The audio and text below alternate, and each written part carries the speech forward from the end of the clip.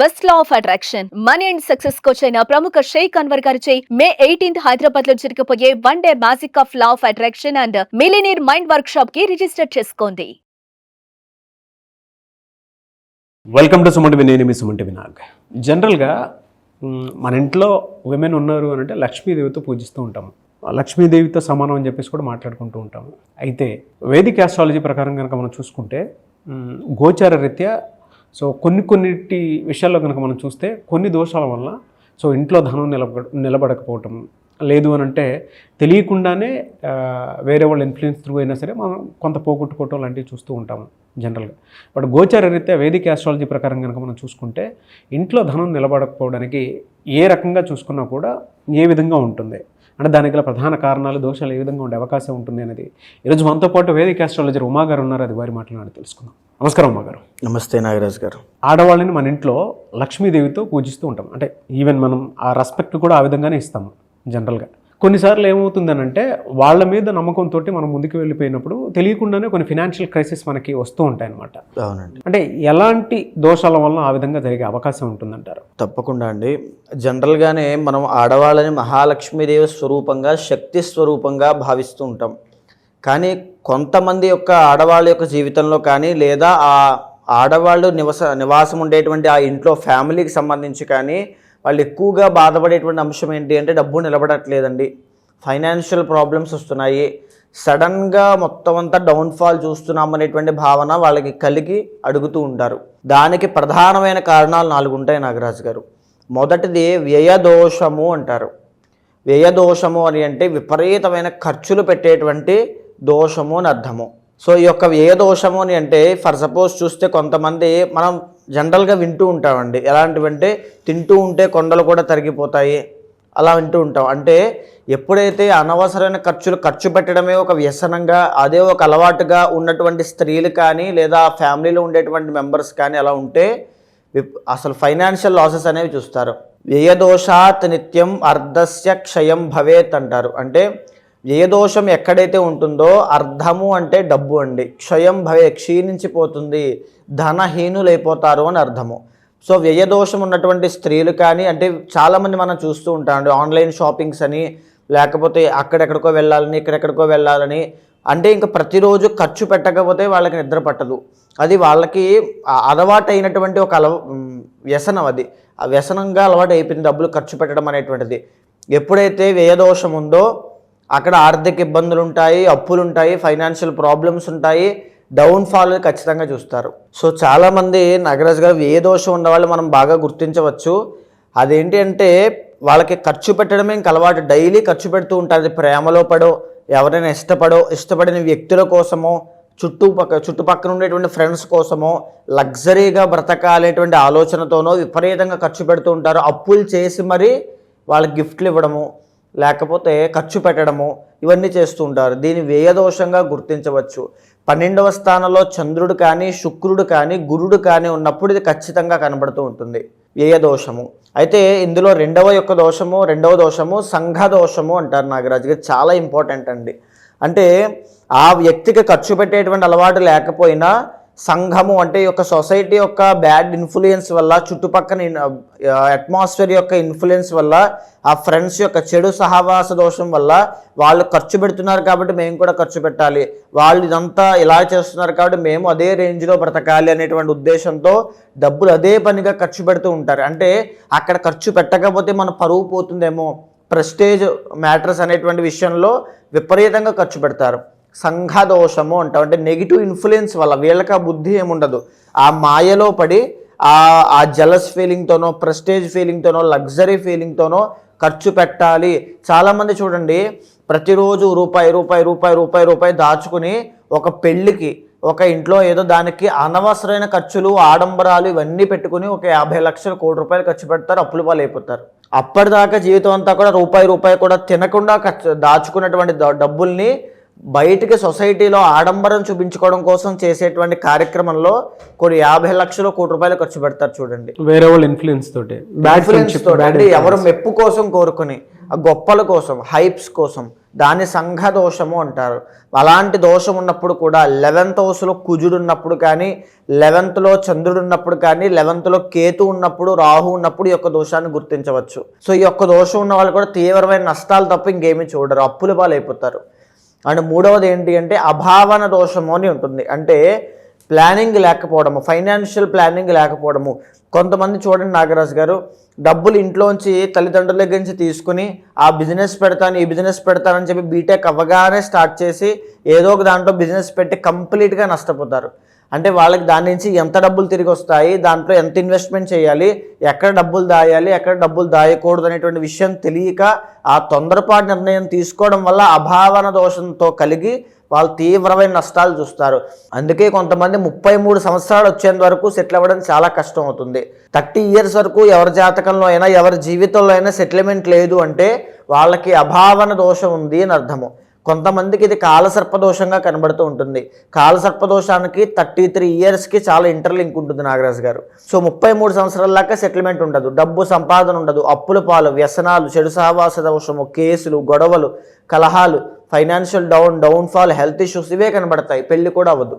అంటే ఒక అభావన దోషం ఎప్పుడైతే సంతరించుకుంటుందో వాళ్ళ లైఫ్లో ఎదుగుదల అనేటువంటిది ఏమీ ఉండదు. సో ఈ యొక్క అభావన దోషం ఉన్న వాళ్ళని బాగా గుర్తించాలి. అంటే ఏది కనబడితే ఆ బిజినెస్లో ఇన్వెస్ట్ చేసి నేను డబ్బులు సంపాదించగలను అనే భావనతో, అంటే తొందరపాటు నిర్ణయాలండి, stock market, share market, betting apps, జూదము, ఇంకా ఇవన్నీ కూడా అంటే నేను ఖచ్చితంగా దాంట్లో సంపాదించగలను, ఓవర్ కాన్ఫిడెన్స్ ఒకటి, 2 తొందరపాటు నిర్ణయాలు ఒకటి, ఫైనాన్షియల్ ప్లానింగ్ లేకపోవడం ఒకటి, ఎవరి యొక్క ప్రాపర్ గైడెన్స్ లేకపోవడము, విచ్చలవిడిగా డబ్బులు ఖర్చు పెట్టడం వల్ల వచ్చినటువంటి దోషాలు యొక్క అభావన దోషము. అంటే స్ట్రిక్ట్గా పెంచకపోవడము, క్రమశిక్షణ లేకపోవడం వల్ల నష్టపోయేటువంటి ఆ సమస్యలు, ఇవన్నీ కూడా అభావన దోషం. ఏ బిజినెస్ కనిపిస్తే ఆ బిజినెస్ లో ఇన్వెస్ట్ చేద్దామని అనుకుంటారు, అంతే, అప్పు తీసుకొచ్చినా సరే అంతే కదా. అలాంటివి ఉంటాయి. అంటే ఇంకా ఆ బట్టల షాపు ఖచ్చితంగా అయిపోతుంది, అంటే దానికి ఎంత డిమాండ్ ఉంది, ఎంత సప్లై ఉంది, ఏమీ ఉండదు, అది ఎవ్వరూ పెట్టలేదు, నేను పెట్టండి క్లిక్ అయిపోతాను. ఈ ఒక్క లాజిక్ తప్ప ఇంకా వాళ్ళు ఏది ఫాలోవర్ అనమాట. సో అలాంటి వాళ్ళు ఈజీగా అభావన దోషంలో ఉంటారని మనం చెప్పొచ్చు. అయితే 4వది అన్యోన్య రుణ దోషము అని ఉంటుంది నాగరాజు గారు. అన్యోన్య రుణ దోషము అని అంటే కొంతమంది చూడండి, మనం చాలా సందర్భాల్లో చెప్పుకున్నాం, ఎప్పుడైతే భార్య భర్తను మాట దాటి బయటకు వెళ్ళి చేయకూడనటువంటిది ఏదైనా ఫైనాన్షియల్ రాంగ్ ఇన్వెస్ట్మెంట్స్ కానీ ఏదైనా చేసినప్పుడు నష్టపోతుంది అనే విషయాన్ని మనం మాట్లాడుకున్నాం. సో ఇది అన్యోన్య రుణ దోషం దానికి సంబంధించిందేనండి. ఎప్పుడైతే స్త్రీలు ఐదర్ మెన్ ఆర్ ఉమెన్ ఖచ్చితంగా ప్రాపర్ గైడెన్స్ లేకుండా, ఆలోచన లేకుండా, ఇంట్లో వాళ్ళకి చెప్పకుండా నేను చెయ్యగలను, నాకు మాత్రమే తెలుసు, మీకు ఎవరికి అది సరిగ్గా తెలియదు అనే భావంతో ముందుకు వెళ్ళారనుకోండి, ఈ అన్యోన్య రుణ దోషంలో పడతారు, అంటే అప్పుల పాలైపోతారని అర్థం.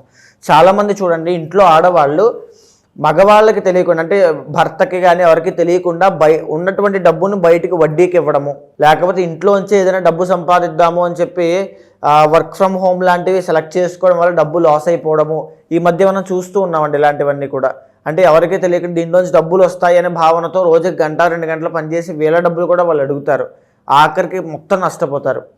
అంటే బెట్టింగ్ యాప్స్ లాంటివి కూడా చెప్పచ్చు. అంటే ఎలాగోలా నేను ఇంట్లో తెలియకుండా డబ్బు సంపాదించి వీళ్ళకి ఏదో ఒక సర్ప్రైజ్ ఇద్దాం, ఒక గిఫ్ట్ ఇద్దాం, డబ్బు దాద్దాం అనేటువంటి ఆలోచనతో ముందుకు వెళ్ళినటువంటి భావన ఇదంతా కూడా. కొంతమంది తెలిసి చేస్తారు, కొంతమంది తెలియక చేస్తారు.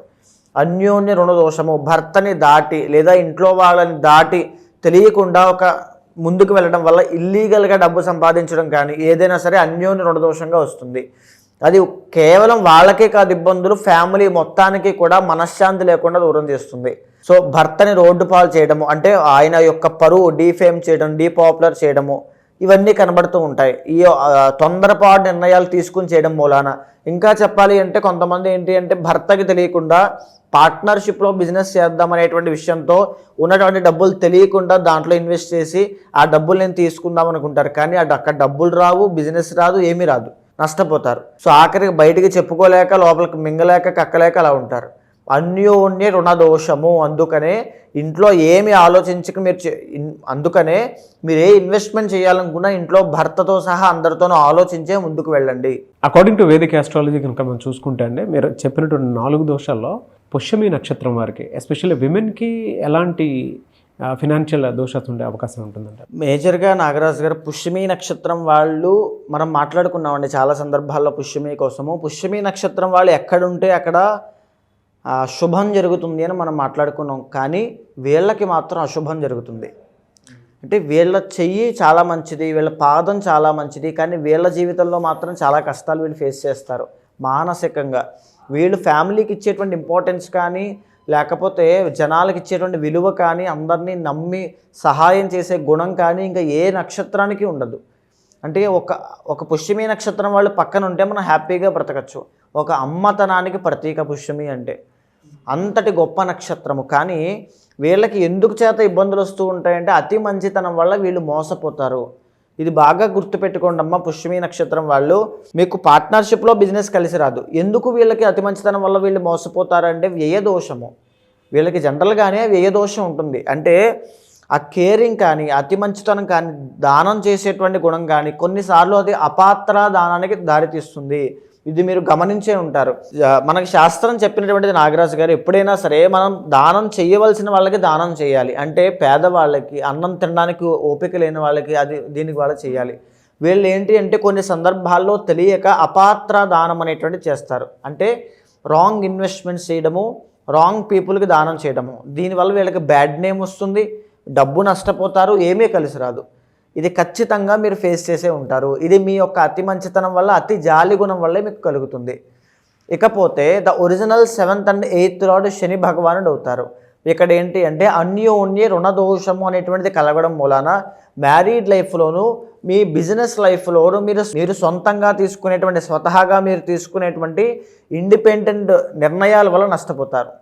అంటే ఏమి చేసినా ఫ్యామిలీకి తెలిసి చెప్పి చేయండి. 7th and 8th లార్డ్ శని అవుతారండి వీళ్ళకి. అంటే కలిసి రాకపోవడము, డబ్బు నిలబడకపోవడము, నష్టపోవడము చాలా ఎక్కువగా ఉంటాయి వీళ్ళకి. మ్యారేజ్ అయిన తర్వాత నుంచి వీళ్ళకి అసలైన కష్టాలు కనబడతాయి. ఓకే. సో మేజర్గా ఏంటి అంటే వీళ్ళకి 3rd and 12th లార్డ్ బుధుడు అవ్వడము. అంటే ఇంకేంటి అంటే నేను ఏదైనా కష్టపడి పని చేసుకోవడం తప్ప నా టాలెంట్కి, నా స్కిల్కి తగినటువంటి డబ్బులు నాకు రావా, ఒకవేళ సంపాదించుకుని నాకు నిలబడవా అనేటువంటి భావన వీళ్ళకి కనబడుతుంది. అది కారణం వ్యయదోషము, అన్యోన్య రుణదోషము, ఈ రెండు వీళ్ళకి కనబడతాయి. సో దీని మూలానే మీకు మ్యారీడ్ లైఫ్లో కూడా ఇబ్బందులు వస్తాయమ్మా. లవ్ మ్యారేజ్ చేసుకుని చాలామంది ఫైనాన్షియల్గా ఇబ్బందులు పడుతూ ఉంటారు. భర్తకి తెలియకుండా ఏదో దాచుకున్న డబ్బులు దాంట్లోనో దీంట్లోనో బంగారం కొనడానికి ఆ లోన్కి ఈ లోన్కి పెట్టి ఇబ్బంది పడుతూ ఉంటారు. సో ఇది అలా చేయడం మూలాన కూడా మీరు నష్టపోతారని చెప్పొచ్చు ఖచ్చితంగా. అండ్ ఏంటి అంటే మీకున్నటువంటి స్వభావాన్ని కాస్త స్ట్రాంగ్ మైండ్ సెట్తో మీరు ముందుకు వెళ్ళాలి. అందరినీ అంతలా నమ్మొద్దు. ఈ రెండు బాగా గుర్తుపెట్టుకోండి. బిజినెస్ అనేది మీకు అంతగా షూట్ కాదు. మీ పర్సనల్ చార్ట్లో బాగుంటేనే తప్ప మీకు అసలు షూట్ కాదు. ఎలా అండి వీళ్ళకి జూన్ నుంచి డిసెంబర్ వరకు ఏ విధంగా ఉండే అవకాశం ఉంటుంది? మేజర్గా వీళ్ళకి ఏంటి అంటే నాగరాజు గారు, టు బీ ఫ్రాంక్ చెప్తున్నానమ్మా, పుష్యమి నక్షత్రం వాళ్ళు ఎవ్వరు చూస్తూ ఉన్నా రాబోయే మే 15వ తారీఖు తర్వాత నుంచి మీకు కొంచెం ఫైనాన్షియల్ ప్రాబ్లమ్స్ అనేవి స్టార్ట్ అవ్వబోతున్నాయి. మీరు జాబ్ చేస్తూ ఉంటే అందులో నేను షిఫ్ట్ అవుదాం అనుకుంటున్నానండి, లేదా నేను మానేసి వేరేది చూద్దాం అనుకుంటున్నాను, నాకు ఇది అంతగా నప్పట్లేదు, కుదరట్లేదు, డబ్బు సరిపోవట్లేదు అనుకుంటే, లేదా బిజినెస్లో కొత్త స్టార్టప్, కొత్త యాడింగ్స్ ఏమైనా యాడ్ ఆన్ చేద్దాం అనుకుంటున్నాము, కొత్త లోన్ పెడదాం అనుకుంటున్నాము, కొత్తగా ఏదైనా చేద్దాం అనుకుంటున్నాము అంటే అవన్నీ మానుకోండి. బికాజ్ ఎందుకు అంటే అవన్నీ ఒక ట్రాప్. గురుబలం అనేటువంటిది ఎప్పుడైతే వీక్ అవుతుందో కాలము, ఈ టైం అంతా మీకు వేసేటువంటి ట్రాప్ అది. ఆ టైంలో మీరు నేను చేంజ్ అవుదాం అనుకునే నిర్ణయము కంప్లీట్గా మిమ్మల్ని కిందకి లాగేస్తుంది. ముందు నుయ్యి వెనక గొయ్యి, అనవసరంగా మానేసానే ముందుదని బాధపడతారు. ఇప్పుడున్న దానివల్ల ఏ ఉపయోగం లేదని అని కూడా బాధపడతారు. డబ్బు అనేటువంటిది చాలా టైట్ అయిపోతుంది. ఆ పరిస్థితుల్లో చాలా ఉక్కిరి బిక్కిరి అవుతారు. సో గురుబలం లేదు కాబట్టి చాలా జాగ్రత్తగా మేజర్ డెసిషన్స్ ఏవి తీసుకోకుండా సేఫ్ గేమ్ ఆడినట్లయితే సర్వైవ్ అవుతారు, చాలా బాగుంటారు. లేకపోతే చాలా ఇబ్బంది పడతారు. అందులోనూ ఈ ఇబ్బందుల్లో కూడా కొన్ని మంత్స్ అనేవి మిగతా ప్లానెట్స్ అయిన రవి కుజుడి యొక్క బలం పెరగడం వలన మీకు రాజయోగాన్ని ఇస్తూ ఉన్నాయి. అది ఏ మంత్స్ అని అంటే ప్రధానంగా 28వ తారీఖు జూలై దగ్గర నుంచి 13వ తారీఖు సెప్టెంబర్ దాకా రాజయోగం కుదురుతూ వీళ్ళకి పడుతోందండి. కుజుడి యొక్క బలం పెరగడం మూలాన అంటే ఎవరైతే రియల్ ఎస్టేట్ రంగంలో ఉంటారో వాళ్ళకి కొంతలో కొంత శుభం కలుగుతుంది. మంచి శుభవార్తలు, డబ్బు చేతికి అందేటువంటి అవకాశాలు కనబడతాయి. ల్యాండ్ డిస్ప్యూట్స్ అన్నీ తొలగిపోతాయి. ఇకపోతే ఏప్రిల్ 15 దగ్గర నుంచి జూన్ 15 దాకా, సెప్టెంబర్ 15 నుంచి అక్టోబర్ 15 దాకా ఈ 2 months కూడా రవి యొక్క బలం పెరగడం వలన ప్రతి పని కూడా అనుకున్న టైంకి అయిపోయేటువంటి యోగం పడుతోంది. దీని మూలాన ఒక పనిలో ఎప్పుడైతే ముందుకు వెళ్తుందో మంచి మంచి అవకాశాలు రావడము, మంచి పేరు రావడము, పదవి యోగం పట్టేటువంటి అవకాశాలు కనబడుతూ ఉన్నాయి.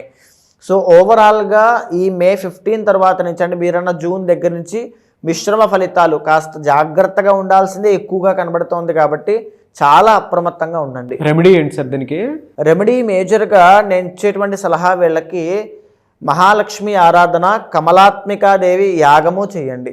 కమలాత్మికాదేవి ఇమీడియట్ రిజల్ట్స్ ఇచ్చేటువంటి అమ్మవారు. డబ్బుని, పేరుని, సంతోషాన్ని, ఆనందాన్ని వెంటనే మీరు ఏదైతే మ్యారీడ్ లైఫ్లో సఫరింగ్స్ ఉన్నాయో, రిలేషన్షిప్లో ప్రాబ్లమ్స్ ఉన్నాయో, ఎక్కడ ఏ డెసిషన్ తీసుకోవాలి, ఎలా ముందుకు వెళ్ళాలో తెలియనటువంటి స్థాయిలో, స్థానంలో ఉన్నారో ప్రతి పరిస్థితి నుంచి బయటికి తీసుకొచ్చేటువంటి అమ్మవారే కమలాత్మిక స్వరూపము. ఎనీవే సార్, థ్యాంక్ యూ అండి, థ్యాంక్ యూ సో మచ్ అమ్మ గారు.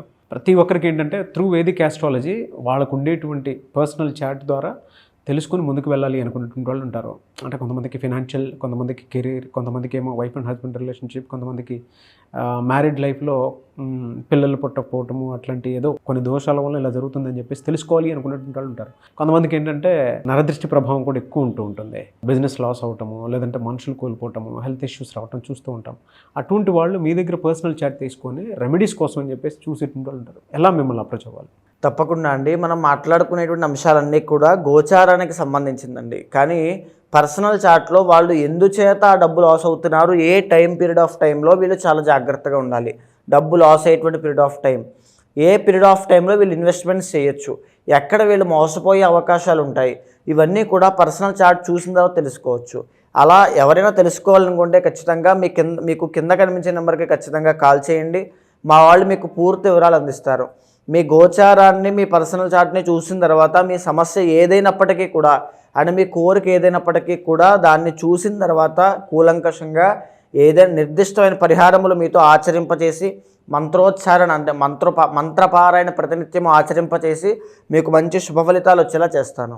డెఫినెట్లీ అండి. ఎనీవే సార్, థ్యాంక్ యూ అండి, థ్యాంక్ యూ సో మచ్ అమ్మ గారు. నమస్తే అండి. చూసారు కదండి వీడియో. ఈ వీడియోపై మీ అభిప్రాయాన్ని కమెంట్ బాక్స్లో పోస్ట్ చేయండి. త్రూ వేదిక్ ఆస్ట్రాలజీ మీకు ఉన్నటువంటి సమస్యలు ఏదున్నా సరే మీరు ఉమాగారిని సంప్రదించి అపాయింట్మెంట్ బుక్ చేసుకోవాలి అనుకుంటే మాత్రం స్క్రీన్ మీద కాంటాక్ట్ నెంబర్ కనిపిస్తుంది. దాన్ని మీరు కాల్ ఆర్ మెసేజ్ వాట్సాప్ చేసి వెంటనే అపాయింట్మెంట్ బుక్ చేసుకోండి. ఈ వీడియో లైక్ చేయండి, షేర్ మాత్రం తప్పకుండా చేయండి. ఇలాంటి మరిన్ని వీడియోస్ కోసం మా ఛానల్ ఫాలో అవ్వండి. Thank you. సుమన్ టీవీలో మీ పర్సనల్ అండ్ బిజినెస్ ప్రమోషన్స్ కోసం కింది నెంబర్కి కాంటాక్ట్ చేయండి.